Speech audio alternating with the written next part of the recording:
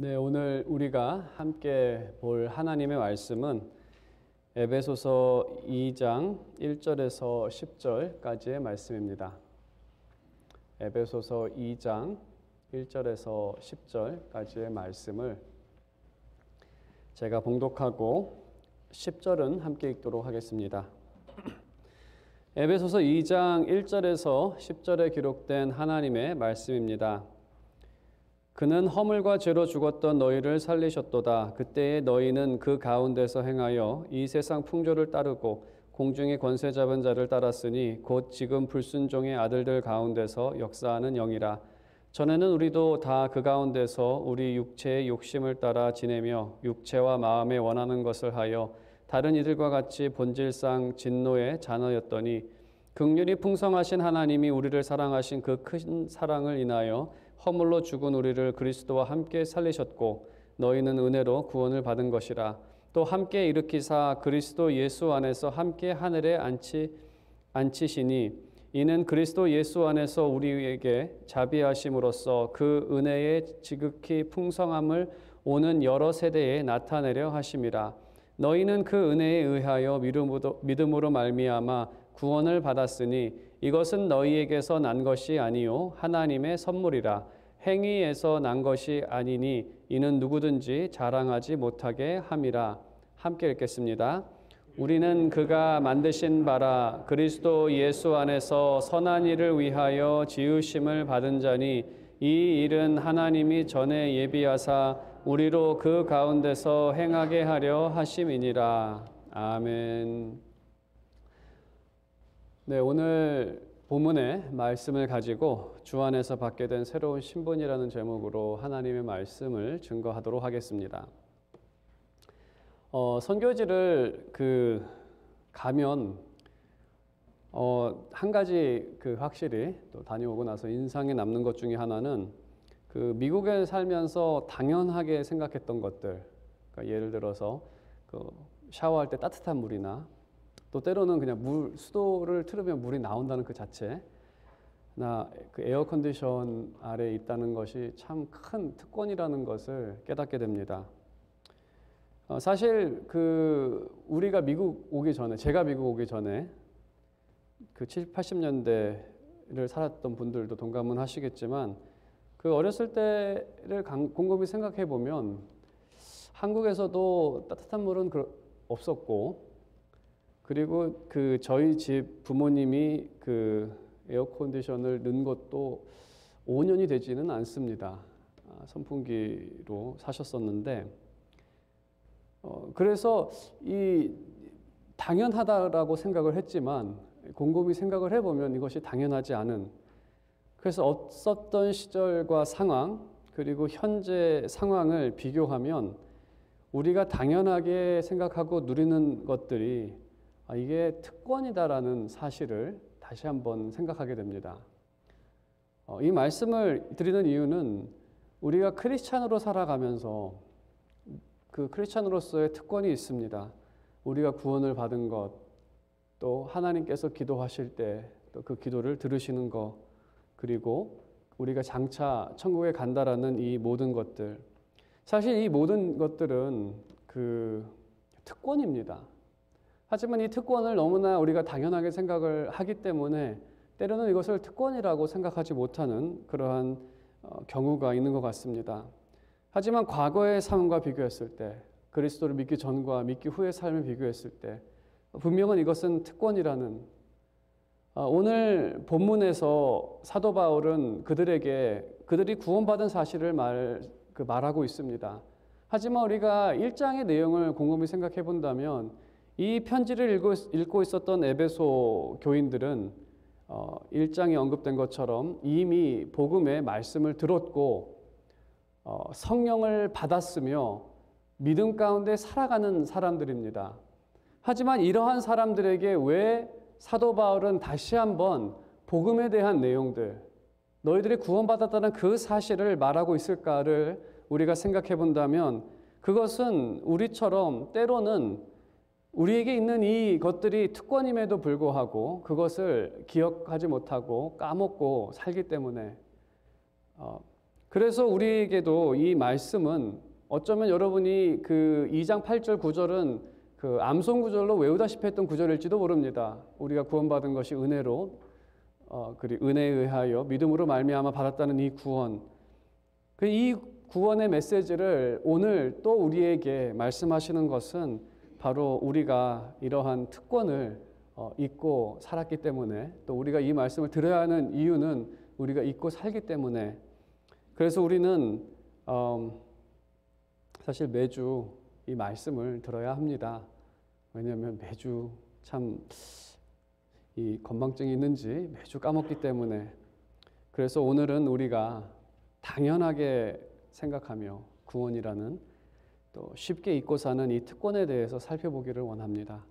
우리에게 있는 특권이 여러분의 삶에서 감사가 되고 기쁨이 되고, 또 그러한 특권이 있다는 것을 기억하며 이 특권을 좀 확실하게 붙잡는 여러분의 삶이 되기를 바라는 마음으로 오늘 본문의 말씀을 여러분에게 전달하도록 하겠습니다. 오늘 본문에서 1절에서의 말씀은 오늘 내용의 요약이라고 할 수가 있는데요. 하나님께서 그리스도 안에서 성령으로 성도들에게 행하신 일, 그것을 한 문장으로 한다면 그는 허물과 죄로 죽었던 너희를 살리셨도다. 이것이 핵심입니다. 본문에 보게 되면 우리가 전에는 허물과 죄로 죽었던 사람이라고 말합니다. 이미 죽었던 사람, 그 사람은 어떤 모습일까? 요즘에 다행히 좀비 영화가 좀비 드라마도 나오고 그래서 좀비가 워낙 많이 등장을 해서 전에보다 그게 대략 어떠한 모습인지는 우리가 이제는 좀 상상할 수 있을 것 같습니다. 죽었지만 움직이는 상태. 분명히 죽었는데 움직이는 상태는 영혼이 없어서 다른 무언가에 의해 몸이 움직이면서 사는 그 상태를 말합니다. 그것이 이제 우리였다는 것이죠. 그 상태를 2절에서 이렇게 설명을 합니다. 이름은 언급하지 않지만 마귀나 사탄으로 불리는 자를 따라서 살았던 인생입니다. 그 인생은 이 시대의 풍조를 따랐습니다. 이 시대는 바로 사탄의 유혹으로 인하여 죄가 들어왔고 죄로 인해 타락한 세대, 그 타락한 세대에 박자를 맞추면서 그 풍조를 따랐던 살았던 것이 우리의 과거의 모습입니다. 그들은 공중 권세를 잡은 자입니다. 이 세대를 다스리는 자라는 것이죠. 이 세대에 속한 사람들은 이 세대를 다스리는 사탄의 말에 따라, 그 명령에 따라 살아갑니다. 사탄의 말은 하나님의 명령과 반대되기 때문에 이 세대 사람들은 하나님 앞에서 불순종하는 자녀들입니다. 자녀라고 부르는 것은 그들은 하나님께서 그들에게 생명을 주셨고 아버지처럼 그들에게 날마다 먹을 것과 입을 것을 더해 주십니다.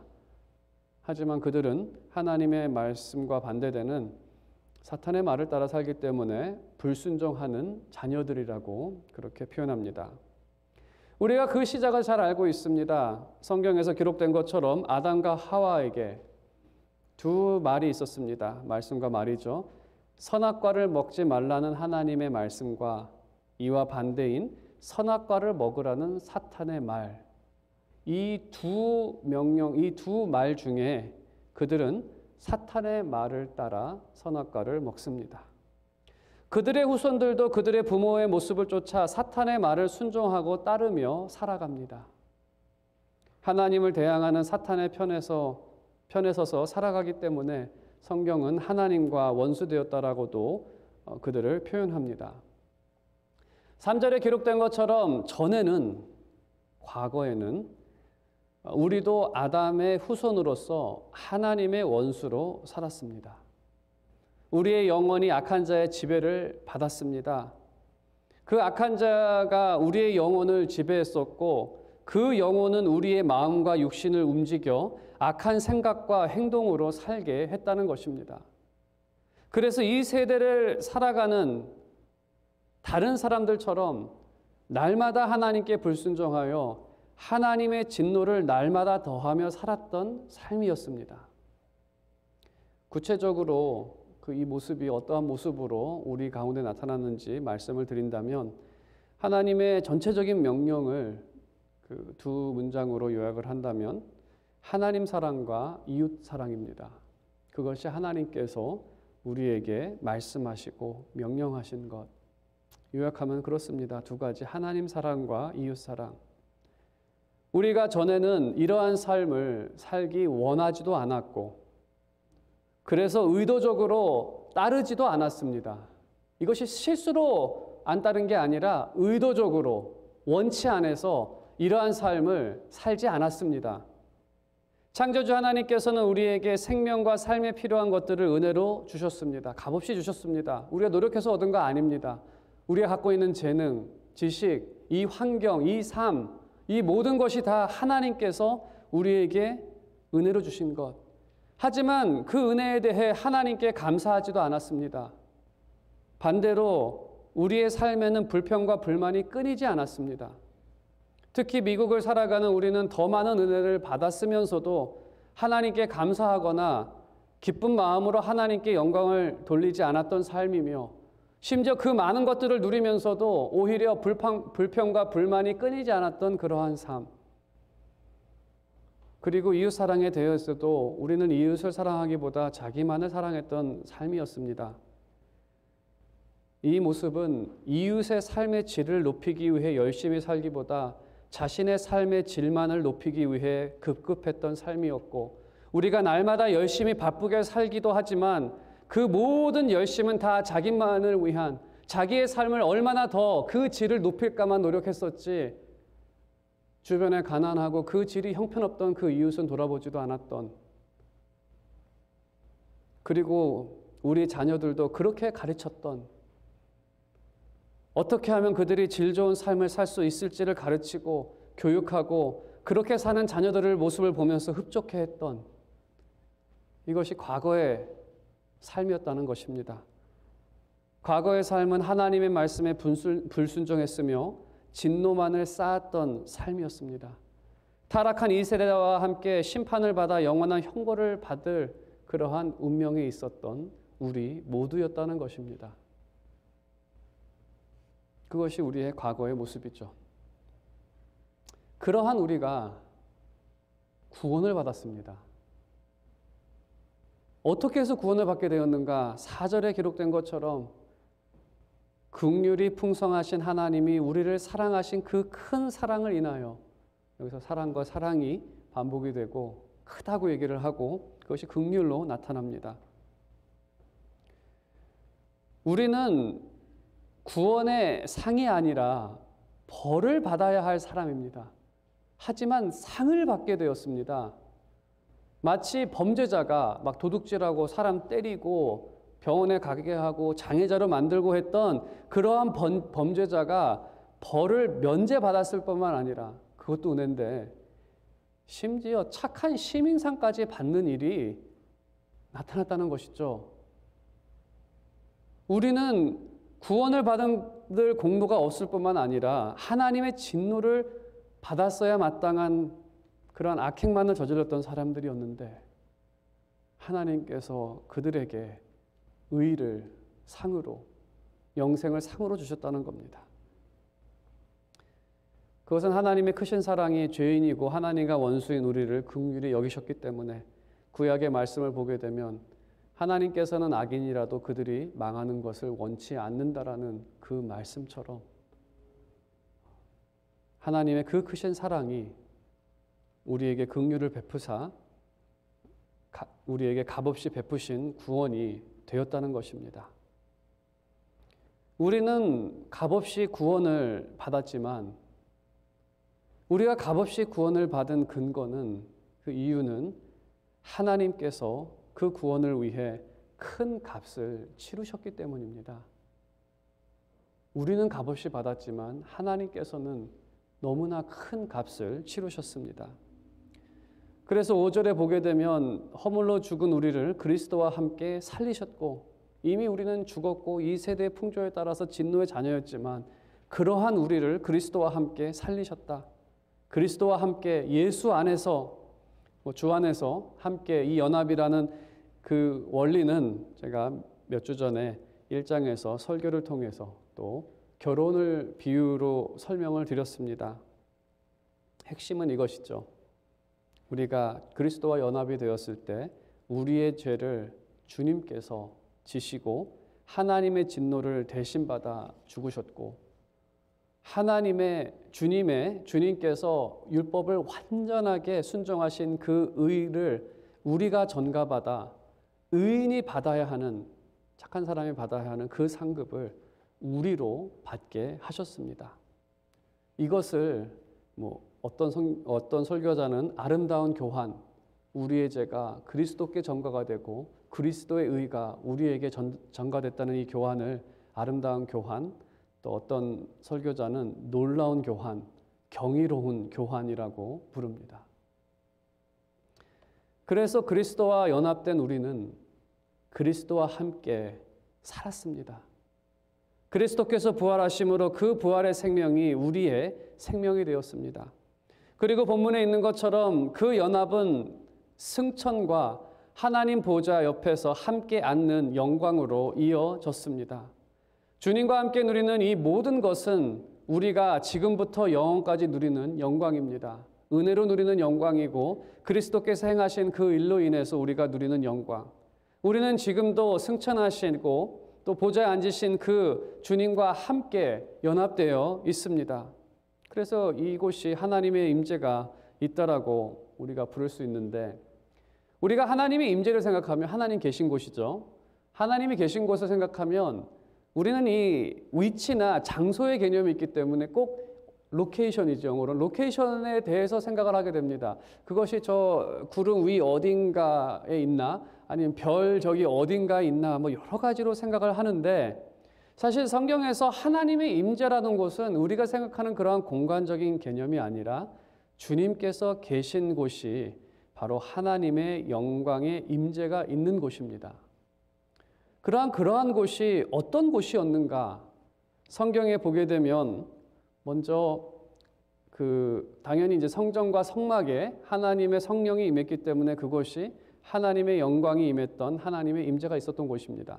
그 외에도 불타는 떨기나무 앞이 하나님의 임재가 있었던, 영광의 임재가 있었던 곳이 됩니다. 시내산이, 지금 시내산은 아닙니다. 그때 시내산이, 그리고 여리고 인근에 나타난 군대 장관이 서 있는 그 장소, 그 여리고성 좀 앞에 인근이겠죠. 그러니까 이 말씀의 공통점은 하나님께서 이곳은 거룩한 것이니 너의 신을 벗으라고 한 장소들입니다. 하나님의 임재가 우리가 생각한 어떤 그런 공간적 개념은 아닙니다. 주님께서 계신 곳이 바로 하나님의 나라, 그 임재가 있는 곳입니다. 그럼 신약 시대에는 그곳이 어딘가? 그것은 예수님께서 말씀하신 것처럼 두세 사람이 주님의 이름으로 모인 곳, 그 장소는 바로 교회입니다. 우리가 그곳을 교회라고 부릅니다.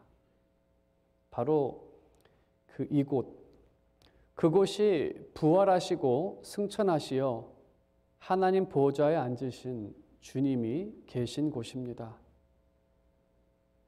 우리는 부활하시고 승천하신 또 보좌에 앉으신 주님과 연합되어 이곳에 함께 있습니다. 바로 오늘 우리가 모인 이곳에서 하나님을 부를 때 그가 응답하십니다.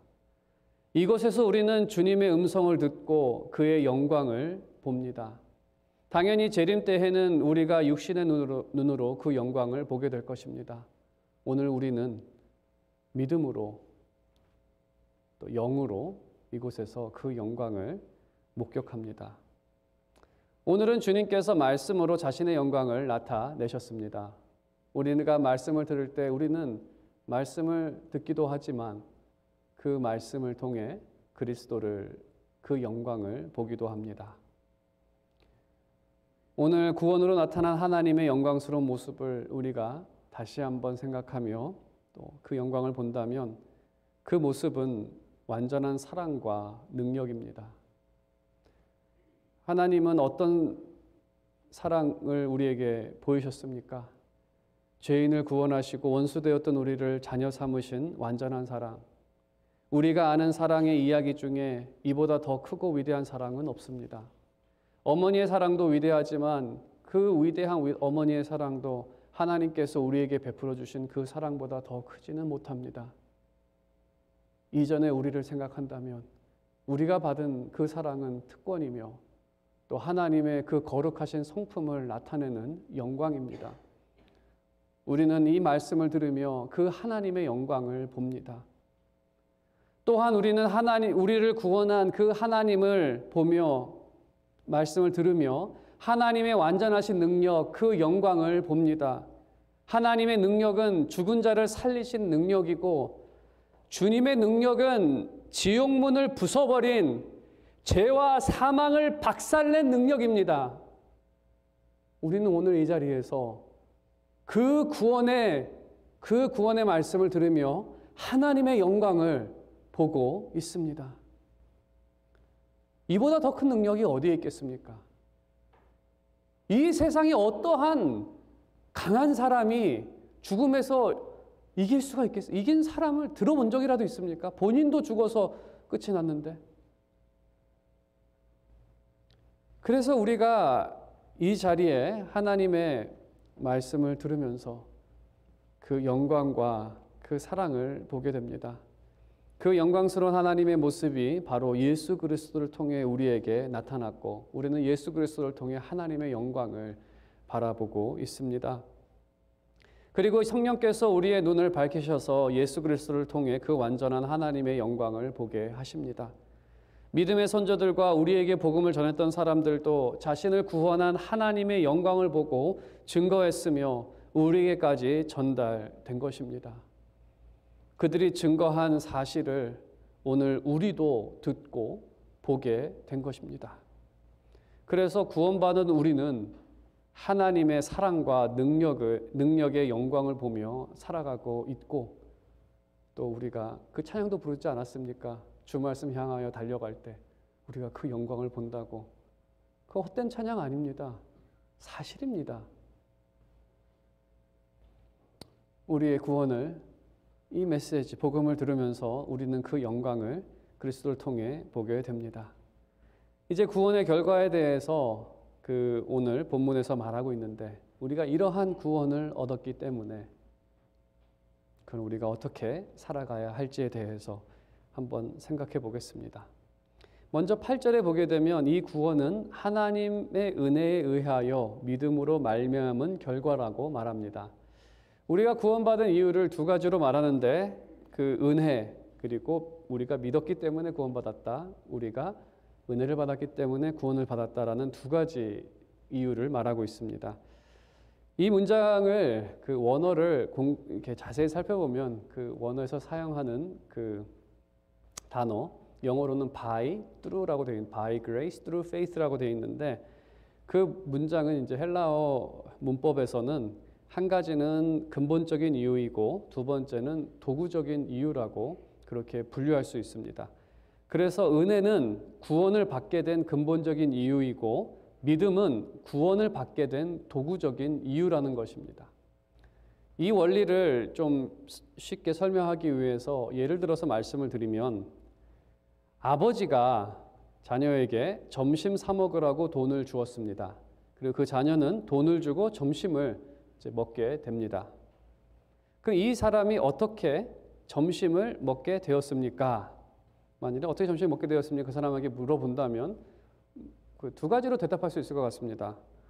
점심값 지불했기 때문에 먹을 수 있게 됐습니다. 라는 도구적인 이유를 댈 수도 있고 아버지가 돈을 주셔서 점심을 먹게 됐습니다라는 근본적인 이유를 말할 수도 있습니다. 하지만 질문을 그럼 누구 덕분에 먹게 되었습니까? 라고 묻는다면 그 질문에 대한 답변은 근본적인 이유를 묻는 거기 때문에 아버지 덕분에 먹게 되었습니다라고 말을 할 것입니다. 구원도 비슷한 원리입니다. 이 문장도 그것을 이게 서포트하고 있지만 근본적인 이유는 하나님의 은혜입니다. 그리고 도구적인 이유가 믿음인데 그 믿음도 하나님께서 주신 선물입니다. 그래서 그러한 구원을 받았기 때문에 9절에 우리의 행위에서 난 것이 아니기에 그 믿음도 우리의 행위에서 난 것이 아니기 때문에 누구든지 자랑하지 못한다라고 그렇게 기록되어 있습니다. 그럼 이 자랑이라는 의미, 또 우리가 하나님의 영광을 나타낸다는 의미를 우리가 알기 위해서는 당시 배경에 비추어서 이 말씀을 우리가 생각해 봐야 합니다. 그래서 당시 배경에서 그 한 가지 말씀을 여러분께 좀 설명해 드린다면, 당시 에베소에서 이 편지를 받아본 이 에베소 사람들이 사는 에베소에서 유명한 것 중에 하나는 무엇보다도 그들이 그 에베소 사람들이 지은 신전입니다. 그 신전이 아르테미스 신전이었는데 얼마나 잘 지었는지 지금도 무너져 있긴 하지만 기둥이 남아 있을 정도로 아주 견고한 2000년을 지켜온 그러한 신전의 폐허 남은 그러한 신전입니다. 아무튼 그 에베소 사람들은 이 신전에 대한 기본적인 지식을 갖고 있었습니다. 모든 사람들이. 이것은 마치 이런 것과 같습니다. 그들이 갖고 있는 지식은 한국 사람이 이제 김치에 대해서 기본적으로 알고 있는 것. 제가 일부 예배 때 김치에 대해서 제가 아는 걸 다 얘기를 했는데 제가 잘못 얘기를 했더라고요. 김치에 고추장이 들어간다고 얘기를 해가지고, 네, 생각해 보니까 고추장이 아니라 고추 가루가 들어가더라고요. 그래서 아무튼 이제 제가 아는 지식을 여러분께 김치에 대해서 말씀을 드리면, 김치는 배추로 만들기 전에 보니까 이제 소금에 절이고, 그 다음에 이제 고춧가루 들어가고 빨간색이고 이 정도. 근데 어떤 한 분이 너무 제가 모르는 게 많아서 답답했는지 마늘도 들어가고 이렇게 얘기를 하시는데, 아무튼 제가 아는 지식입니다.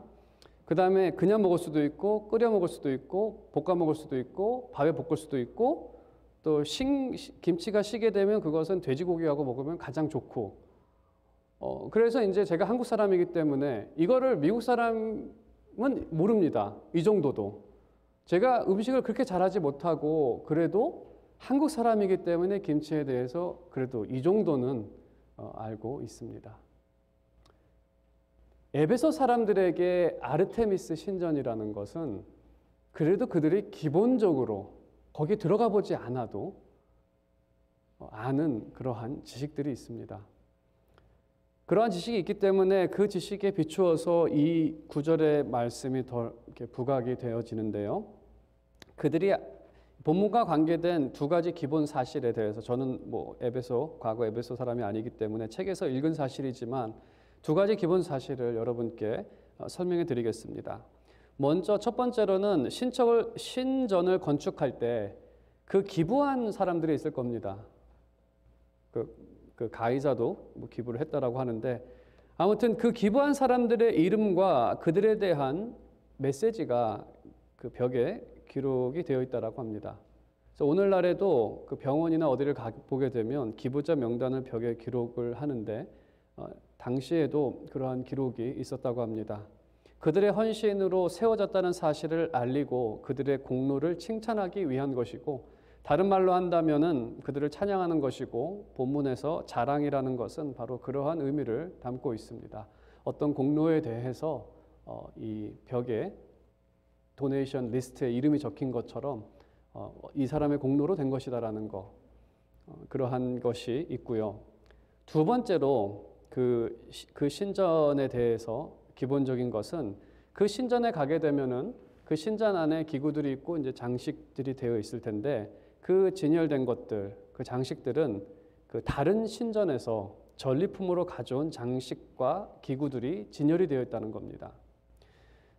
그래서 그 당시에는 두 나라가 전쟁을 해서 승리를 얻은 나라는 이 패전국 사람들이 섬기는 그 신의 신전으로 들어가서 그 신전에 있었던 물품들을 가져다가 자기가 섬기는 신의 신전으로 가져왔다고 합니다. 그 이유는 이제 신이 준 승리라고 해서 감사의 표현이고, 자신의 그 어떤 그 거룩한 또 신앙의 표현이기도 하는데, 성경을 보면 이방인들 사이에서 비슷한 장면이 등장합니다. 이방인들이 그 여호와의 궤를 가져다가 승리 후에 자신의 그 신전으로 갖다 놓는 일이 있었죠. 에베소에 있던 신전도 마찬가지입니다. 그곳에 진열된 전리품은 아르테미스라고 불리우는, 그들이 섬기는 그런 이 우상, 그 우상이 그들의 생각에는 다른 신과 싸워 승리했다는 그 승리의 상징이 바로 그곳에 진열된 것들입니다. 신전에서 사용된 거기 때문에 다 금, 은으로 만든, 동으로 만든 귀한 것들입니다. 이러한 시대적 배경에 비춰 보았을 때 5절에서 7절에 기록된 말씀은 바로 하나님께서 얻으신 승리에 대한 메시지로 그들에게 전달이 된 것입니다. 예수 그리스도께서 승리하셨고 너희들을 살리셨고 너희들과 함께 승리하셨고 승천하셨고 하나님 보좌에 앉아 계신다. 사실 이 복음이라는 단어, 헬라어로는 에반겔리온이라는 단어인데 이 단어를 직역하면 승리의 소식입니다. 근데 한국어로는 에반겔리온이라는 단어를 복된 소식으로 그렇게 번역을 한 것이죠. 하지만 직역하면 승리의 소식입니다. 바로 그 소식은 죽음에서 이기시고 부활 승천하셔서 모든 것을 자신의 발 아래 두셨다라는 그 내용. 그 내용을 우리가 곰곰이 생각을 해보면 오늘 본문에서 그 내용이 이 주 안에서 우리와 함께 하셨다라는 그 내용을 우리가 곰곰이 생각을 해보면 하나님께서 그 승리를 통해 얻으신 전리품이 무엇인가? 그 전리품은 바로 여러분입니다. 교회입니다. 지금 사도 바울이 이 교회에 대해서 바로 너희들이 그 전리품이라는 거 7절 마지막에 있는 것처럼 그 하나님께서는 너희들을 오는 세대에 나타내기를 원하신다는 것, 그 영광을 나타내기를 원한다는 것을 말하고 있습니다. 그래서 1장의 표현처럼 교회는 하나님께서 귀하게 여기시는 보물, 자신의 목숨을 다해 얻으신 보배, 승리를 통해 얻으신 전리품, 여러분이 바로 승리의 결과입니다. 그래서 10절에 결론적으로 말하는 것은 여러분은 하나님께서 열심히 일하신 일의 결과물이라고 말하고 있습니다. 하나님께서 이 땅에 오셔서 그 고난과 순환을 당하시고 죽으시고 부활하시고 승천하시고 보좌에 앉으신 이 모든 일의 결과물은 바로 여러분인 것이죠. 바로 영광의 상징. 그래서 하나님의 임재가 있는 교회를 빛나게 하는 것이 무엇인가? 그것은 주님께서 승리함으로 얻으신 성도들이 하나님의 영광을 나타냅니다. 뭐 특별히 뭐를 해서가 아니라 바로 하나님께서 역사하신 일의 결과물이기 때문에 그들이 하나님의 영광인 것이죠. 하나님의 보배이고 하나님께서 귀하게 여기시는 보물들이고. 그래서 우리가 이러한 원리를 가지고 교회를 생각해 본다면 참 교회를 아름답게 하는 것은 아름다운 건물이 아닙니다. 오히려 크고 아름다운 건물은 하나님의 영광을 가리지 나타내지는 못합니다. 사람들이 그것에 압도되어서 참된 영광을 보지 못하는 그러한 일이 발생할 수 있다는 의미입니다.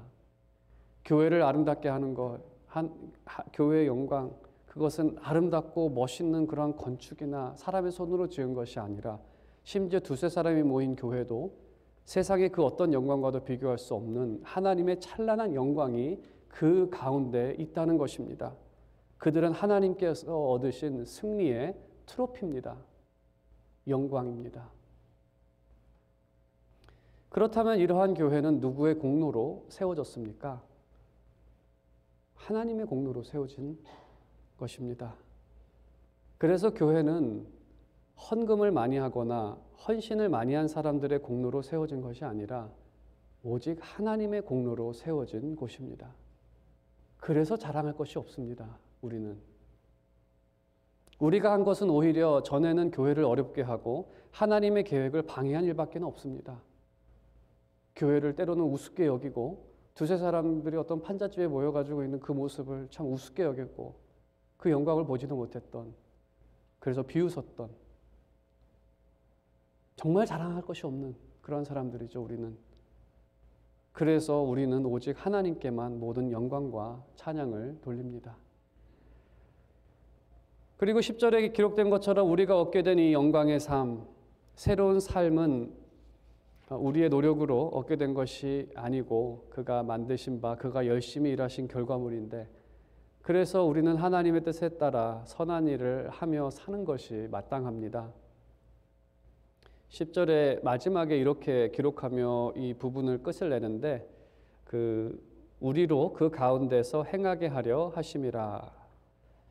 그 영광 가운데 행하게 하려 하심이라라고 우리가 이해할 수도 있지만, 이 가운데라는 의미를 조금 더 디테일하게 알기 위해서는 우리 앞부분의 2절하고 비교하면 더 의미가 뚜렷하게 나타납니다. 2절과 10절의 문장이 비슷합니다.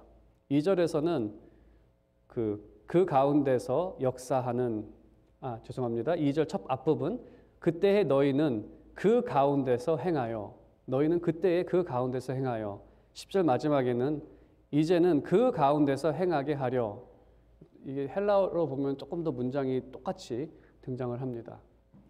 그럼 이제 과거와 지금의 그 가운데 행한다는 것을 대조해서 생각해 본다면, 과거에는 죄와 사망 가운데서 있었기에 사탄에 이끌려 육신과 마음을 죄의 도구로 사용하여 악한 생각과 행동을 일삼았습니다.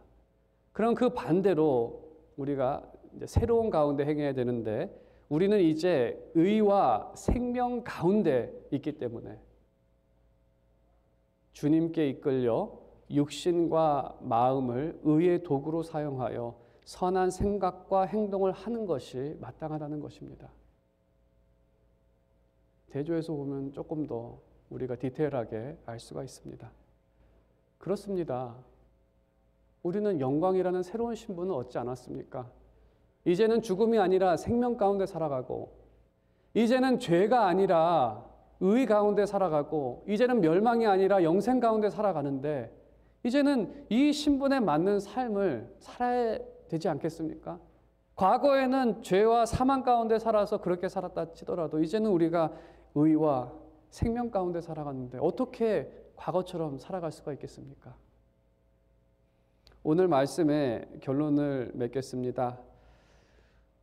우리의 새로운 신분, 우리는 새로운 신분을 갖게 되었는데, 전에는 어둠의 그늘, 악행만을 일삼으며 이 세대와 함께 하나님의 진노 아래 멸망을 당할 수밖에 없었던 사람들이었습니다. 하지만 그러한 우리가 주 안에서 하나님의 긍휼을 받게 되었습니다. 멸망이 아니라 영생을 얻게 되었고, 죄와 사망이 아니라 의와 생명을 받게 되었습니다.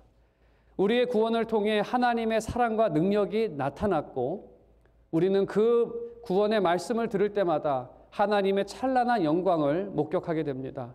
완전하신 사랑, 완전하신 능력. 그래서 우리는 더 이상 이 세대의 풍조가 아니라 하나님께서 주신 영광 아래 사는 것이 우리에게는 너무나 어울리는 삶입니다. 우리에게 찬란한 영광이 있는데 어떻게 흙탕물에서 살아갈 수가 있겠습니까? 우리의 옷이 너무나 깨끗한데 어떻게 과거의 그 모습으로 살아갈 수가 있겠습니까? 진정으로 바라는 것은 여러분에게 이미 임한 이 영광을 여러분께서 날마다 기억하고 또 그 영광 가운데 살아가며 그 영광을 여러분의 말과 행동으로 증거하고 나타내며 축복 가운데 살아가는 그러한 여러분의 삶이 되시기를 주님의 이름으로 축원드립니다.